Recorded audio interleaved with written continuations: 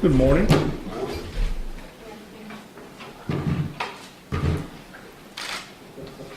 Well, I'm happy to be back. We've been talking throughout the whole year. Really didn't know whether I was going to do this or not, but my heart's been in it, and I love watching our team play, and had a different experience this year being out of it. Still rooting like heck for them, but a different perspective watching them play. That way I can understand what we need, what we should do, and there's some work to be done. There's no question about it, but it's good to be back, and we're on the right track here. We've got a good team, and hopefully we can move it forward another step. Why was this the right time, and what was the process that sort of led up to you making this Well, decision? I really didn't. I talked to Donnie throughout the year, and he always told me when he would come back. Talked to Herbert a few times. I think my interest got real when other teams started calling me. And one team in particular, I started looking at their books, their numbers and everything, and I go, what am I doing? You know, I got an opportunity to go back home. I love Indianapolis. We've got a great team. I know the system. I know what we need here to fulfill our dreams, and it's really an easy choice. Larry, what was it like watching from home this year? Was that tough for you? First time you've done that forever. Yeah, it is tough, but I can look at the game a lot differently than I would if I sat there in the stands and watched them. So I took a lot of notes and watched not over 90% of our games. I really got a better feel, even though I was living in Dallas every missed shot. It's a different perspective. Larry, what impressions did you draw from watching those games, and what do you see as the team's priorities heading into the summer? Well, I sure didn't expect Danny to be out. He was out early. It was interesting to watch how he developed without Danny, some of the players.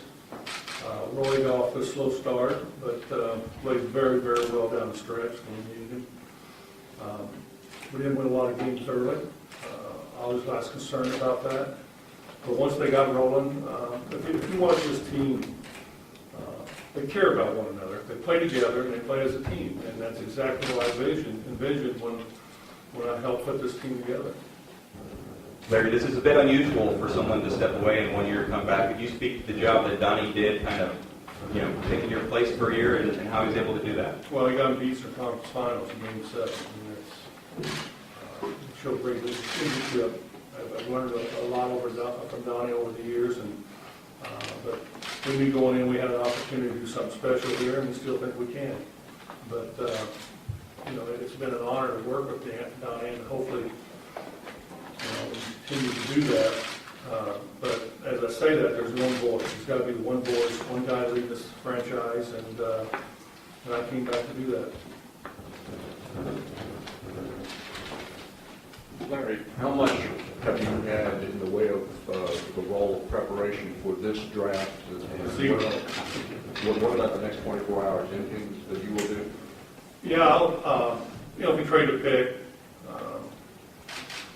for some player, I watch a lot of NBA games. I know the NBA. I just don't know the college draft. I mean, I can sit here and tell you that I do, but I don't. And we have plenty of people, plenty of guys that's been here all year watching these college players play, and Kevin Christen's been taking all that up, so the draft will be in good hands. Larry, you set out last season for health issues. How healthy are you now to prepare for the kind of grind? I had one of the better years that I had in a long time, health-wise, and I feel so much better mentally and physically. So it's a challenge. This job's a challenge, and a lot of long hours. But this is what I do for a living. This is what I've been doing for 30-some years, and it's been my whole life, not just part of my life. It's been my whole life. So it's good to be back, and like they say, July the 1st, start grinding out and try to get some of these free agents back.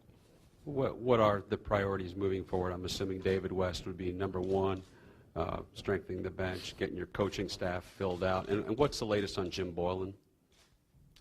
Jim Boylan will not be with us. He moved on. I talked to Jim last night. I feel bad that he left, but sometimes it's good to change up.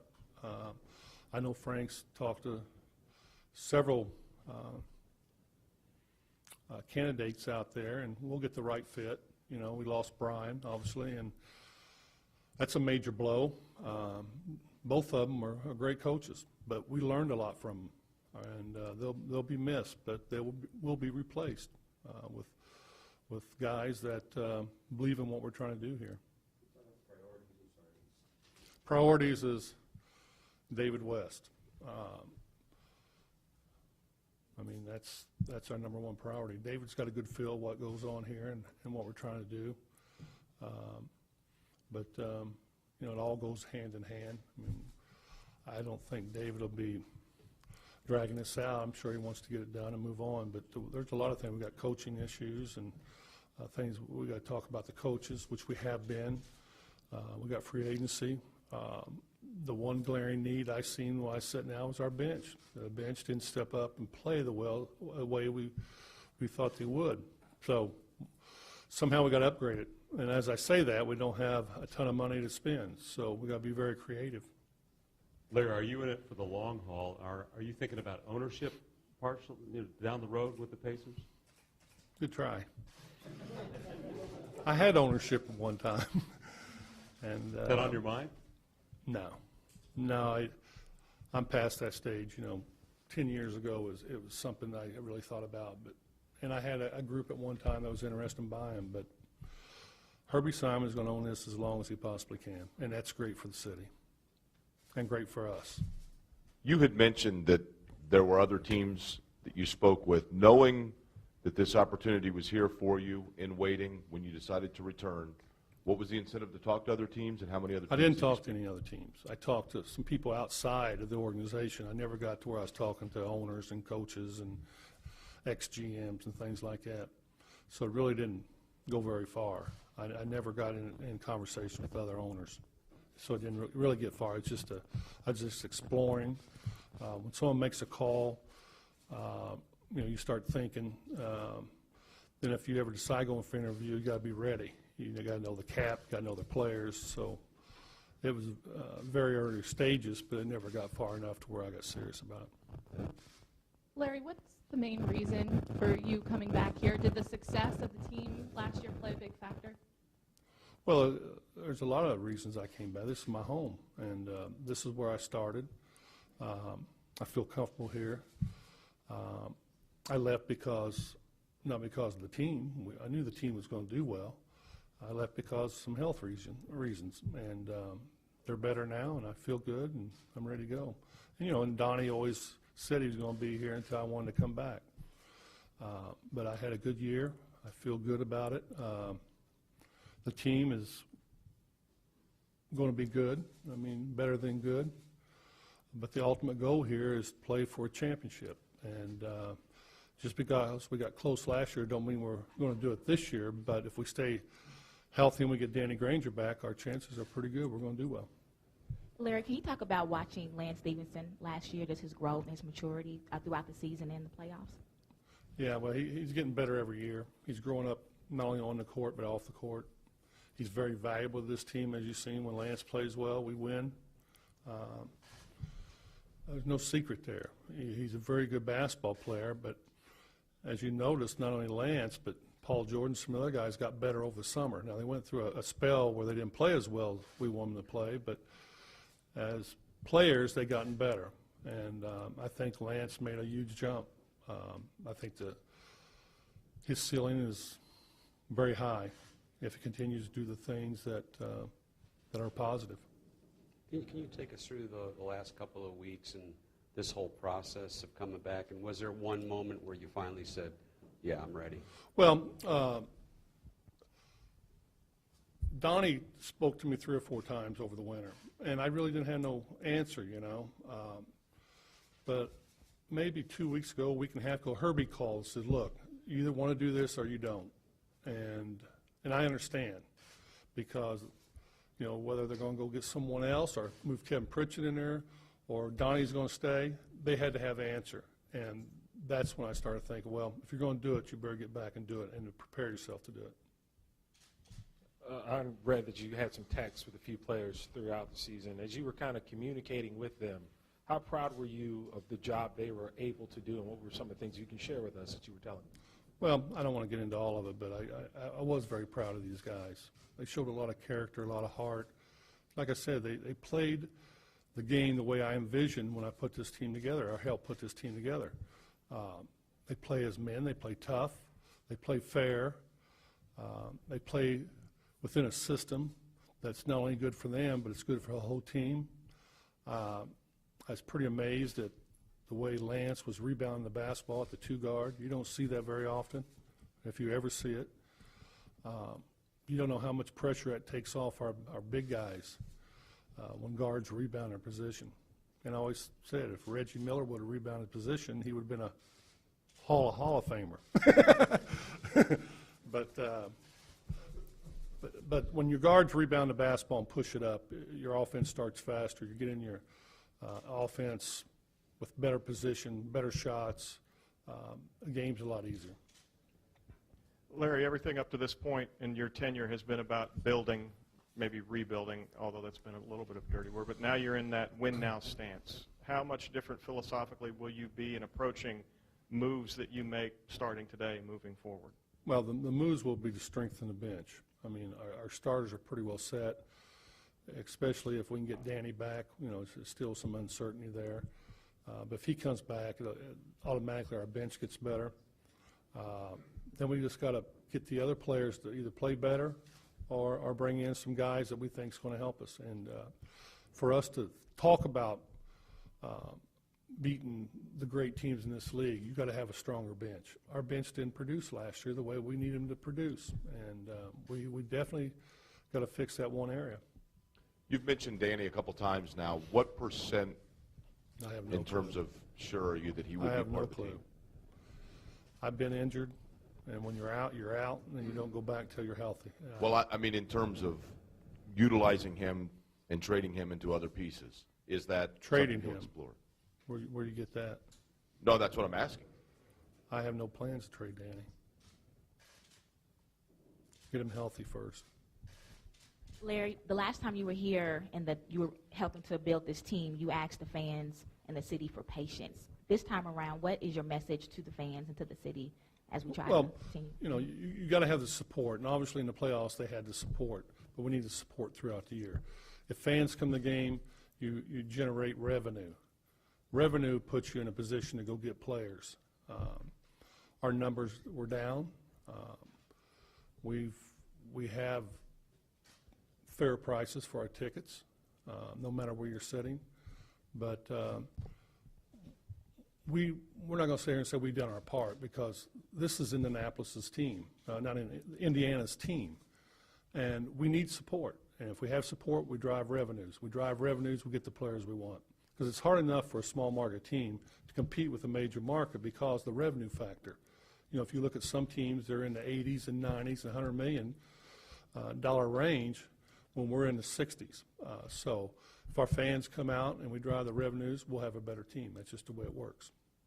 What's your time frame for the job now? Is there a number of years you plan to stay in this position now, or is it I don't kind of want to wide get open? into that. Today it's confidential. Tomorrow you'll know every bit of the contract. That's the way it works. My job here is to finish out the years I signed for. If you ever notice, I never talked about my situation with my contract. It was always brought up in the media. I stayed 1 year because I felt I owed it to Herbie. He wanted me to stay one extra year. The job's not finished by no means. The job's not finished in Miami. They won 2 in a row. But I will do my very best to get this team where I think it should go. And ever how many years that takes, that's what it is. But I did sign a multi-year contract, and I'll finish it out. What did you miss most over this last year? Was it the relationships? Was it the challenge? Well, the challenge is always number one priority. Some challenges are a little tougher than others, but just being around the guys and being around the coaches and being involved in every part of the game. You know, when you're in this position, you talk to your coaches almost every day. I don't bother my players, but I talk to them. I don't feel like I need to go to them every day and say things. but just being around it. I mean, this is what I do, and I've been doing it for a number of years. Larry, in what ways do you think you benefited from getting away for a year, both in terms of your personal health Right. and just your peace of mind and everything Well, else? really, just watching the team from a different perspective. You know, when we play a team, I go, oh, God, you know, how are we going to do that when I'm here, when I'm in this job? When I'm out there, I go, oh, they ain't going to have any problem with these guys tonight. They should win. So it's a different perspective, and it's funny, but I can be watching the game with my wife. I can leave the room. I can tell how the Pacers are doing. She can't let it go. She dies with every jump shot. I got away from it, and I really didn't do that. I mean, I guess I had the confidence these guys were going to pull through every night. Like I said earlier, I was a little nervous at the beginning when you know they were 500 or below 500, but once they started coming and getting their act together, they played as a unit, and they helped one another, and they moved the basketball at the right spots. They didn't make all the shots that was wide open, but at least they made the right plays, and it was fun to watch. Larry, you talked about improving the bench. Are there specific elements within that you really need to address, shooting, ball handling, or anything like that, elements of play? Well, obviously scoring is always important. They defended pretty well, but if you look at what the starters left, and they might have been up, you know, 2 or 3, or they might have been down 2 or 3, the bench struggled to keep the game where our coach didn't have to sub right away to bring players back in. So they was really trying to protect the bench instead of letting the bench play and either stay even or score some points. I've been very fortunate. I played on good teams that had great benches. When starters went out some nights, the bench took over and won the games. That's what I visualize here. How good of a bench can we have here to give our starters rest and compete with them in practice on a daily basis? Larry, will you approach your second time around any differently as far as the way you deal with the team or just the way you handle the job personally? I'm sure I'll do some things differently. I just got a better feel for this team looking from the outside now. You know, Bob, one of our issues here, we're always going to be fighting a small market. And it's tough. I mean, it's very tough.